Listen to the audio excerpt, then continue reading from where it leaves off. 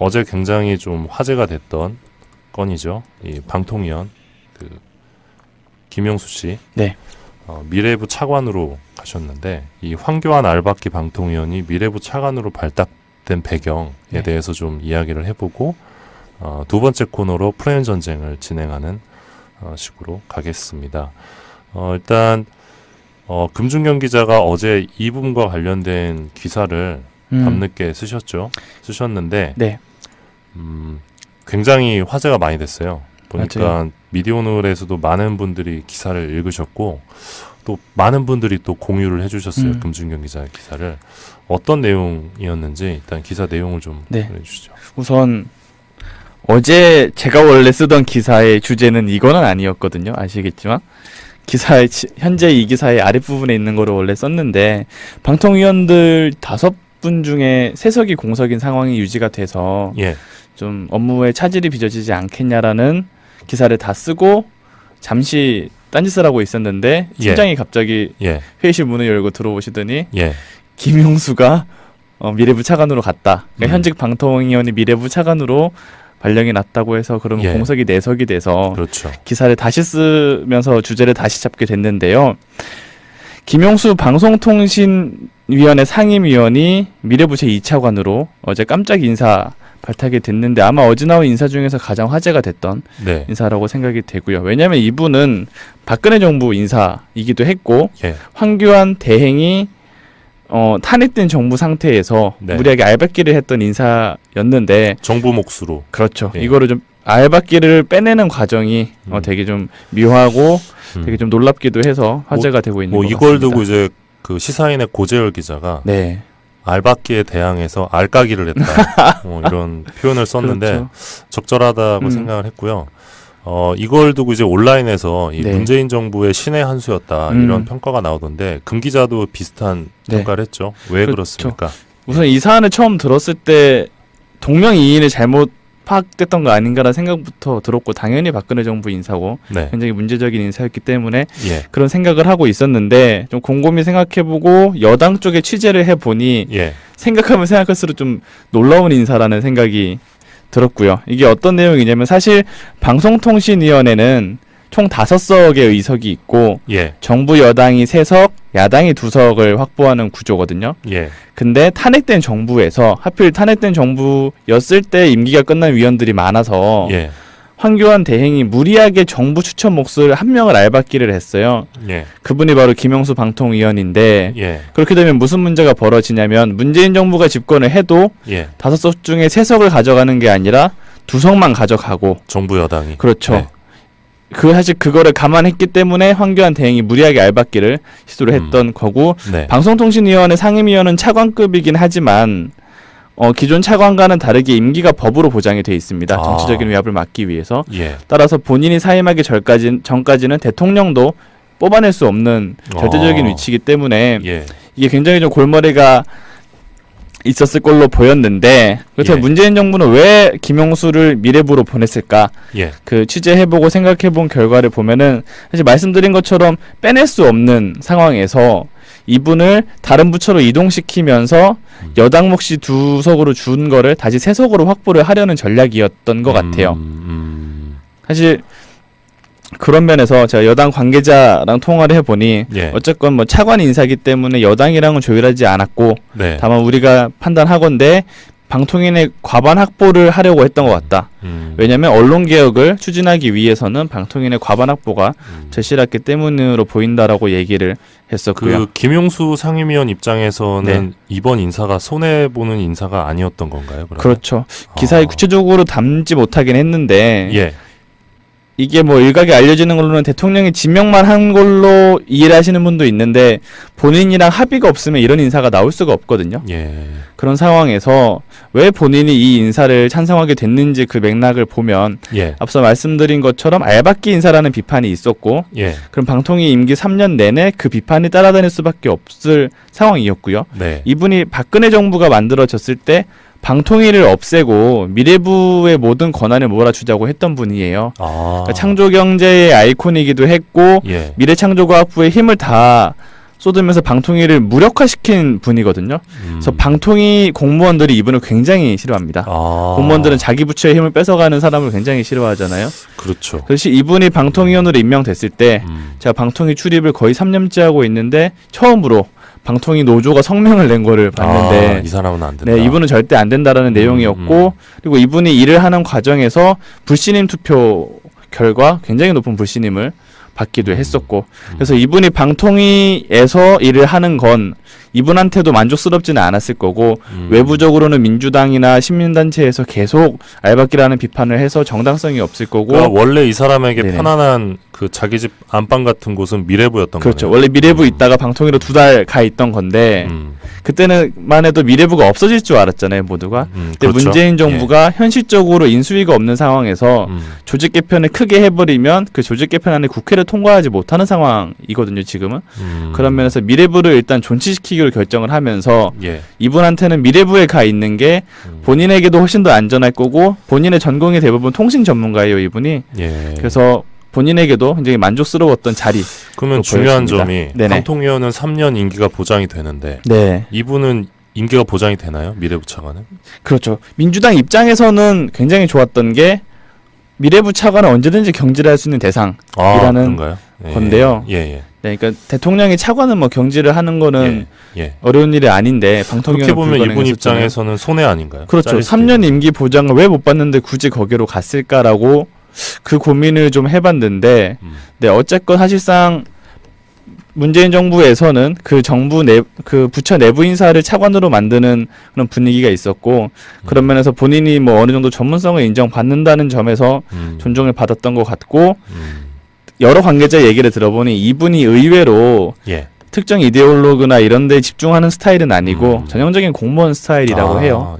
그래서 본인이 미래부 차관으로 가더라도 자신에게 주어진 역할이 있으면 그 일을 충실히 수행할 수 있는 사람이라는 점도 있거든요. 뭐 우리가 모르는 이면에 뭐 어떤 것들이 있을 수도 있죠. 그렇죠. 최소한 뭐 임기를 보장해 주기로 했다든가 뭐 다른 합의가 있을 수도 있는 거죠. 저는 그런 것들이 그 정부의 능력이라고 생각을 합니다. 그렇죠.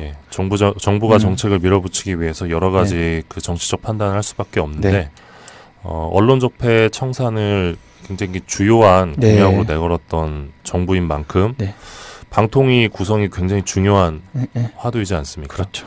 근데 이런 상황에서 알박기 인사를 이렇게 쉽게 빼냈고 쉽게 정말 의외의 수로 빼냈는데 전혀 전 예측을 못했던 일이었습니다. 빼내기도 했고 이왕 존치시키려 한 미래부의 적재적소에 배치를 하기도 했고 이거를 전혀 예측을 못했다는 게 방송통신위원회 직무대행조차도 몰랐어요. 왜냐하면 오늘 사실 방통위 전체 회의가 열리는 날이에요.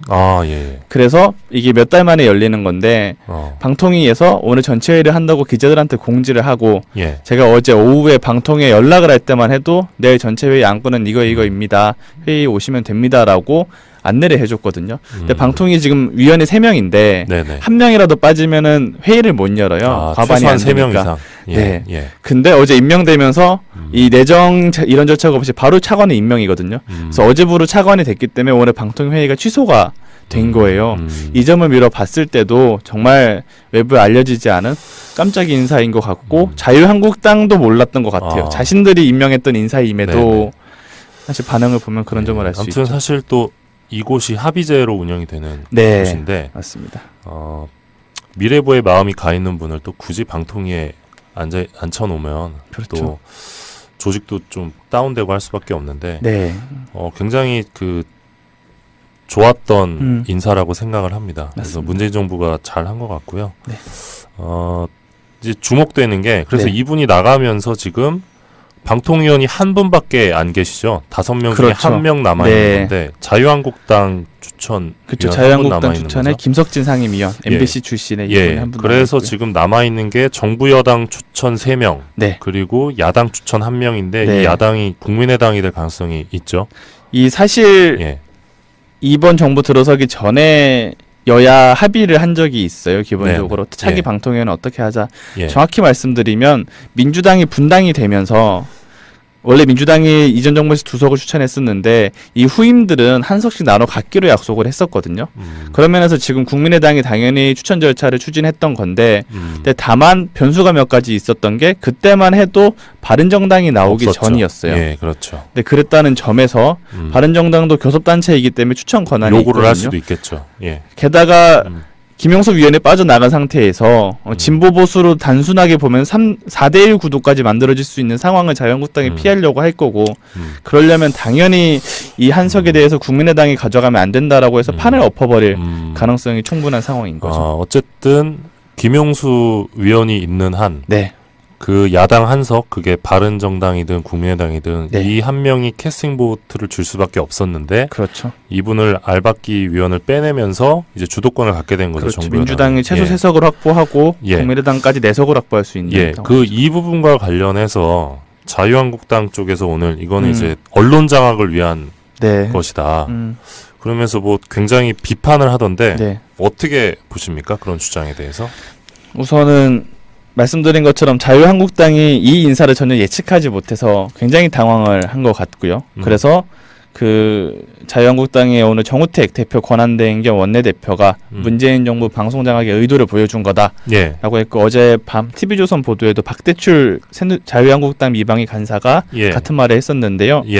사실 전혀 일리가 없지는 않으면서도 이 발언이 문제인 게 방통위원회 과반을 한 정당이 확보하면 언론 장악이 될 가능성은 있어요. 그거는 이명박 정부 때 이미 최시중 방통위원장이 정부 여당 위원 3명이서 종편을 만든다든가 이 특혜를 만든다든가 하는 점에서 일방적인 면을 보여줬고 그런 점에서 우려가 있는 건 사실인데 합의제이지만 독임제처럼 운영됐다는 그렇죠. 비판이 합의제 기구를 만들어놨지만 5명의 위원회 과반 투표를 해버리면 정부 여당 마음대로 할 수 있는 구조고 문재인 정부도 그렇게 일을 할 가능성을 완전히 배제할 수는 없다고 생각은 하지만 일단은 3대2 구도가 원칙인 상황에서 이 판을 깨고 원칙을 먼저 무시했던 건 황교안 대행이기도 했었고 그런 차원에서는 우선 정상화 단계라고 볼 수도 있고 다만 일방적으로 그런 문제가 벌어질 가능성은 있겠지만 이 민주당이 지금 추진하고자 하는 공영방송 문제를 비롯해서 방송 개혁의 방향을 보면 민주당에 유리한 내용이 아니거든요. 민주당의 힘을 이용해서 추진하는 건 맞지만 오히려 지금 자신의 정당이 KBS와 MBC 이사회에서 과반을 확보할 수 있는 거를 그걸 무너뜨려주는 그런 내용을 추진하고 있기 때문에 어느 정도 칼자루는 수단적인 문제는 있더라도 근데 언론장악방지법의 경우는 7대6이니까 뭐 과반 이상 갖는 거 아닙니까 여당이? 다만 지금처럼 뭐 7대4, 6대3처럼 일방적인 구도는 아니기도 하고 사장 선임 과정에서는 특별다수제를 적용을 해서 3분의 2 이상 동일해서 지금처럼 일방적인 행정은 안 하겠다는 거잖아요. 그런 면에서는 좀 진정성을 지켜볼 필요가 있고 물론 이 정당이 이 칼자루를 쥐고 오남용을 하게 되면 근데 그거 나름대로 저희가 비판을 해야 되겠죠. 저는 자유한국당의 프레임이 애초부터 잘못됐다는 생각이 드는데 자유한국당에서 이제 방송장악 의도가 있다. 전혀 사실이 아닙니다. 그러니까 문재인 정부 공약을 보면 방송장악이 아니라 이제 방송 정상화 공약인 거죠.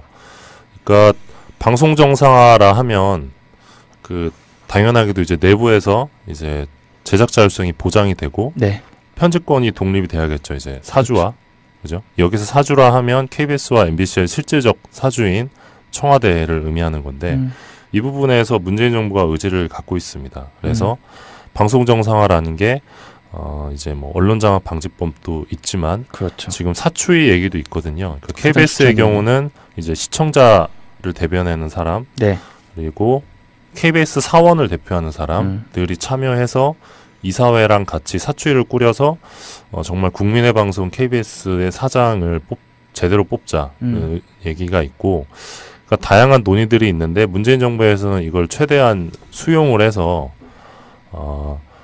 뭐랄까 이제 정권의 입맛에 따라 사장이 내려가는 그런 이명박 박근혜식 낙하산 사장이 아닌 제대로 공영방송을 이제 운영할 수 있는 그런 사장을 뽑겠다는 입장이고 지금까지 저희가 봤을 때 그 의지는 변함이 없는 것 같아요. 맞습니다. 그리고 내부에 있는 방송사 이제 KBS, MBC, 뭐 YTN까지 그런 구성원들도 문재인 정부에서 아직까지 그런 움직임은 전혀 없다라는 그렇죠. 이야기를 하는데 이거는 방송 장악이 아니라 방송 정상화입니다.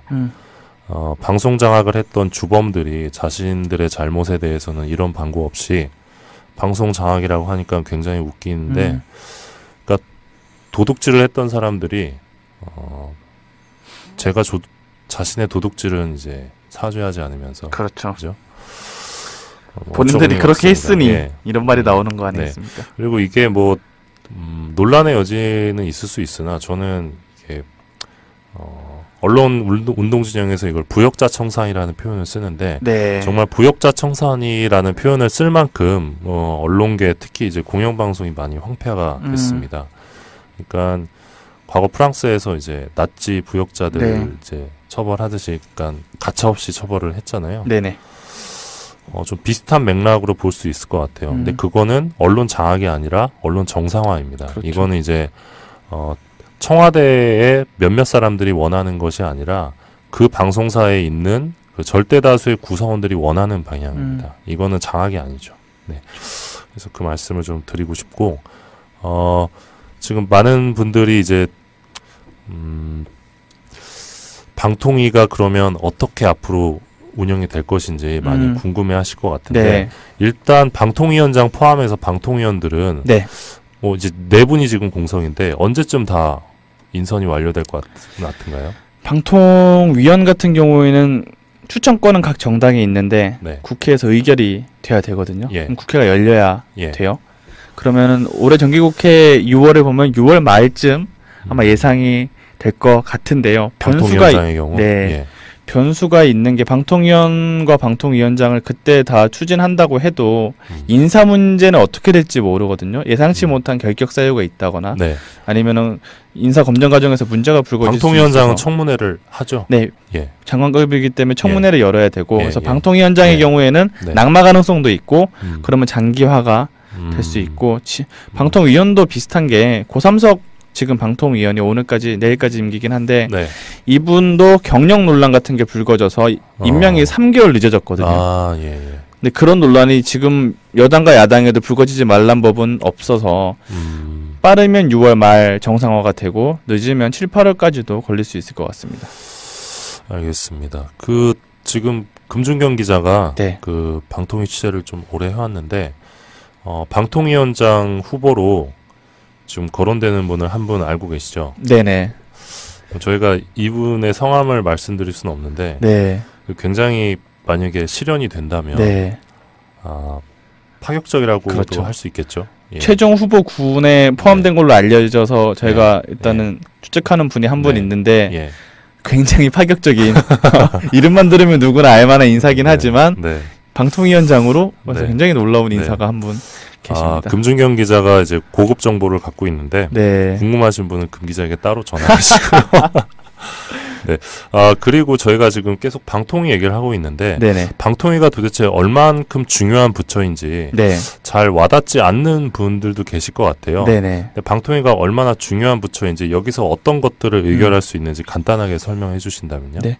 예. 핵심적인 업무는 방송 인허가 업무라고 할 수 있어요. 종편을 날려버릴 수 있죠. 그렇죠. 그래서 지상파와 보도 채널, 종합편성 채널 이 핵심적인 방송사들은 영구적으로 사업권을 갖고 있는 게 아니거든요. 네. 방송통신위원회가 네. 3년에서 5년 주기로 재심사를 거쳐서 만약에 불합격 판정을 내리면 이 네. 방송사의 사업권 자체가 박탈이 되는 거고 MBC도 날릴 수 있나요? 그렇죠. 그래서 올해 초에는 네. TV조선이 논란이었잖아요. 저희가 네네. 그때 네. 보도에서 점수가 나온 미달이었죠. 네, 문제긴 한데 네. 다만 뭐 결과적으로 통과를 시켜주긴 했지만 TV조선도 정말 굉장히 긴급했던 상황이었던 건 맞았고 네네. MBC는 지금 오는 10월 재허가를 앞두고 있어요. 이거를 앞둔 상황에서 몇 가지 걸리는 게 노동 문제. 지난번 MBC 허가 때 야당 의원들이 요구해서 넣었던 게 노동 문제 개선을 조건으로 넣었는데 개선이 전혀 안 되고 있는 상황이 있고 노조를 탄압하거나 직원들을 탄압하는 이들이 워낙 많다 보니 네. 이게 핵심적으로 걸릴 수 있을 것 같고 보도 신뢰도 공정성 문제도 마찬가지로 급 추락을 했기 때문에 네. 이런 문제에서 걸리면 재허가 위기까지 맞을 수 있을 것 같고 통과를 한다고 해도 잠시만 레드웨어님께서 최민희라고 쓰셨는데 아마 최민희 전 의원을 쓰신 것 같아요. 네. 최민희 전 의원은 자격이 안 됩니다. 네, 그렇죠. 굉장히 유력한 후보로 언급이 되고 있었는데 방송통신업계에서 3년 그 국회의원 그렇죠. 국회의원 임기 후에 3년이 지나야 돼요. 근데 최민희 의원은 19대 의원이었기 때문에 1년밖에 안 지나서 결격사 이후에 해당이 된다고 법상 결격사가 있으셔서 어렵습니다. 그리고 또 하나 이제 방통위의 주요한 부분 중에 하나가 바로 이 통신 쪽인데 그렇죠. 일단 그 통신 쪽이 왔다 갔다 하는 돈이 엄청나죠. 맞습니다. 네. 그러면 방통위는 이 부분에서 이제 통신과 관련해서는 어떤 정책 결정들을 하고 있는 건가요? 다들 아실 거예요. 단통법 관련해서 요금제. 그렇죠. 기본적으로 요금제를 두고 이건 미래부와 공통 업무긴 한데 통신사의 불법 행위를 감독하고 단속하고 시정명령, 과태료, 과징금을 부과할 수 있는 권한이 있거든요. 그래서 통신사가 이 방통위의 눈치를 볼 수밖에 없는 구조죠. 요즘 돈은 다 지금 통신사로 들어가잖아요. 그렇죠. 단통법 이후에도 그렇고 자연적으로 3사 독점 체제이기 때문에 이 3사 대기업에게 이익이 쌓이는 구조가 지금 이어지고 있고 문재인 정부가 뭐 다 가계통신비 인하를 공약으로 내세웠던 만큼 이것도 좀 개선이 이루어지겠죠. 그것뿐만 아니라 뭐 이제 IPTV 그렇죠. 그 플랫폼 관련해 가지고 이제 그 지상파랑 IPTV랑 갈등도 좀 있고 맞습니다. 또 케이블 TV랑 IPTV랑 갈등도 있고 또 이제 뭐 그러니까 재송신 부분도 있고 또 이제 CPS 관련된 부분도 방통위가 조정하는 부분이고 정책적인 판단들은 다 하죠. 그리고 이제 무엇보다 제일 중요한 거 이제 공영방송을 관리 감독하는 곳이다 보니까 공영방송에 갖는 영향력에 맞게끔 이제 규제를 하고 견제를 할 수 있는 곳이죠. 근데 지금까지 방통위는 거의 그 역할을 하지 못했기 때문에 이명박 박근혜 정부에서는 그래서 그 역할을 지금 많이 기대하고 있습니다. 방통위원장이 정말 좋은 분이 오셨으면 좋겠고 방통위원들도 좀 전투력 있는 분들이 오셔서 그렇죠. 좀 이렇게 정상화에 많은 도움을 주셨으면 좋겠습니다. 않았을 거고 외부적으로는 민주당이나 시민단체에서 계속 알박기라는 비판을 해서 정당성이 없을 거고 그러니까 원래 이 사람에게 편안한 그 자기 집 안방 같은 곳은 미래부였던 그렇죠. 거네요. 원래 미래부 있다가 방통위로 2달 가 있던 건데 그때는만 해도 미래부가 없어질 줄 알았잖아요, 모두가. 근데 문재인 정부가 현실적으로 인수위가 없는 상황에서 조직 개편을 크게 해버리면 그 조직 개편 안에 국회를 통과하지 못하는 상황이거든요, 지금은. 그런 면에서 미래부를 일단 존치시키기로 결정을 하면서 이분한테는 미래부에 가 있는 게 본인에게도 훨씬 더 안전할 거고 본인의 전공이 대부분 통신 전문가예요, 이분이. 그래서 본인에게도 굉장히 만족스러웠던 자리. 그러면 중요한 점이 방통위원은 3년 임기가 보장이 되는데 이분은 임기가 보장이 되나요? 미래부 차관은? 그렇죠. 민주당 입장에서는 굉장히 좋았던 게 미래부 차관은 언제든지 경질할 수 있는 대상이라는 건데요.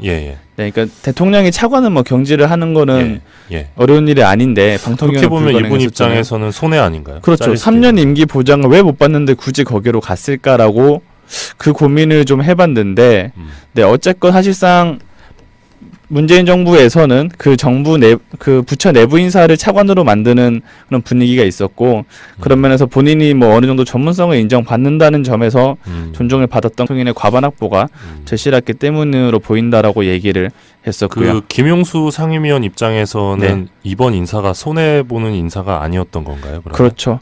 기사에 구체적으로 담지 못하긴 했는데. 이게 뭐 일각에 알려지는 걸로는 대통령이 지명만 한 걸로 이해를 하시는 분도 있는데 본인이랑 합의가 없으면 이런 인사가 나올 수가 없거든요. 그런 상황에서 왜 본인이 이 인사를 찬성하게 됐는지 그 맥락을 보면 앞서 말씀드린 것처럼 알박기 인사라는 비판이 있었고 그럼 방통위 임기 3년 내내 그 비판이 따라다닐 수밖에 없을 상황이었고요. 이분이 박근혜 정부가 만들어졌을 때 방통위를 없애고 미래부의 모든 권한을 몰아주자고 했던 분이에요. 그러니까 창조경제의 아이콘이기도 했고 미래창조과학부의 힘을 다 쏟으면서 방통위를 무력화시킨 분이거든요. 그래서 방통위 공무원들이 이분을 굉장히 싫어합니다. 공무원들은 자기 부처의 힘을 뺏어가는 사람을 굉장히 싫어하잖아요. 그렇죠. 그래서 이분이 방통위원으로 임명됐을 때 제가 방통위 출입을 거의 3년째 하고 있는데 처음으로 방통위 노조가 성명을 낸 거를 봤는데 이 사람은 안 된다. 네, 이분은 절대 안 된다라는 내용이었고 그리고 이분이 일을 하는 과정에서 불신임 투표 결과 굉장히 높은 불신임을 받기도 했었고 그래서 이분이 방통위에서 일을 하는 건 이분한테도 만족스럽지. 어제 굉장히 좀 화제가 됐던 건이죠. 이 방통위원 그 김용수 씨, 네. 미래부 차관으로 가셨는데 이 황교안 알박기 방통위원이 미래부 차관으로 발탁된 배경에 네. 대해서 좀 이야기를 해보고 두 번째 코너로 프레임 전쟁을 진행하는 식으로 가겠습니다. 일단 금준경 기자가 어제 이 부분과 관련된 기사를 밤늦게 쓰셨는데 네. 굉장히 화제가 많이 됐어요. 보니까 맞아요. 미디어오늘에서도 많은 분들이 기사를 읽으셨고 또 많은 분들이 또 공유를 해주셨어요. 금준경 기자의 기사를. 어떤 내용이었는지 일단 기사 내용을 좀 보내주시죠. 우선 어제 제가 원래 쓰던 기사의 주제는 이거는 아니었거든요. 아시겠지만 기사의 현재 이 기사의 아랫부분에 있는 거를 원래 썼는데 방통위원들 5분 중에 3석이 공석인 상황이 유지가 돼서 좀 업무에 차질이 빚어지지 않겠냐라는 기사를 다 쓰고 잠시 딴짓을 하고 있었는데 팀장이 갑자기 회의실 문을 열고 들어오시더니 김용수가 미래부 차관으로 갔다. 그러니까 현직 방통위원이 미래부 차관으로 발령이 났다고 해서 그러면 공석이 4석이 돼서 그렇죠. 기사를 다시 쓰면서 주제를 다시 잡게 됐는데요. 김용수 방송통신위원회 상임위원이 미래부 제2차관으로 어제 깜짝 인사 발탁이 됐는데 아마 어제 나온 인사 중에서 가장 화제가 됐던 인사라고 생각이 되고요. 왜냐하면 이분은 박근혜 정부 인사이기도 했고 황교안 대행이 탄핵된 정부 상태에서 무리하게 알박기를 했던 인사였는데 정부 몫으로 그렇죠. 이거를 좀 알박기를 빼내는 과정이 되게 좀 묘하고 되게 좀 놀랍기도 해서 화제가 되고 있는 것 같습니다. 이걸 두고 이제 그 시사인의 고재열 기자가 알박기에 대항해서 알까기를 했다. 이런 표현을 썼는데 그렇죠. 적절하다고 생각을 했고요. 이걸 두고 이제 온라인에서 이 문재인 정부의 신의 한 수였다 이런 평가가 나오던데 금 기자도 비슷한 평가를 했죠. 왜 그렇습니까? 우선 이 사안을 처음 들었을 때 동명이인을 잘못 파악됐던 거 아닌가라는 생각부터 들었고 당연히 박근혜 정부 인사고 굉장히 문제적인 인사였기 때문에 그런 생각을 하고 있었는데 좀 곰곰이 생각해보고 여당 쪽에 취재를 해보니 생각하면 생각할수록 좀 놀라운 인사라는 생각이 들었고요. 이게 어떤 내용이냐면 사실 방송통신위원회는 총 5석의 의석이 있고 정부 여당이 3석, 야당이 2석을 확보하는 구조거든요. 근데 탄핵된 정부에서 하필 탄핵된 정부였을 때 임기가 끝난 위원들이 많아서 황교안 대행이 무리하게 정부 추천 몫을 한 명을 알박기를 했어요. 그분이 바로 김용수 방통위원인데 그렇게 되면 무슨 문제가 벌어지냐면 문재인 정부가 집권을 해도 5석 중에 3석을 가져가는 게 아니라 2석만 가져가고 정부 여당이 그렇죠. 사실 그거를 감안했기 때문에 황교안 대행이 무리하게 알박기를 시도를 했던 거고 방송통신위원회 상임위원은 차관급이긴 하지만 기존 차관과는 다르게 임기가 법으로 보장이 돼 있습니다. 정치적인 위압을 막기 위해서. 따라서 본인이 사임하기 전까지는 대통령도 뽑아낼 수 없는 절대적인 위치이기 때문에 이게 굉장히 좀 골머리가 있었을 걸로 보였는데 그래서 문재인 정부는 왜 김용수를 미래부로 보냈을까? 그 취재해보고 생각해본 결과를 보면은 사실 말씀드린 것처럼 빼낼 수 없는 상황에서 이분을 다른 부처로 이동시키면서 여당 몫이 2석으로 준 거를 다시 3석으로 확보를 하려는 전략이었던 것 같아요. 사실 그런 면에서 제가 여당 관계자랑 통화를 해보니 어쨌건 뭐 차관 인사기 때문에 여당이랑은 조율하지 않았고 다만 우리가 판단하건대 방통위의 과반 확보를 하려고 했던 것 같다. 왜냐하면 언론개혁을 추진하기 위해서는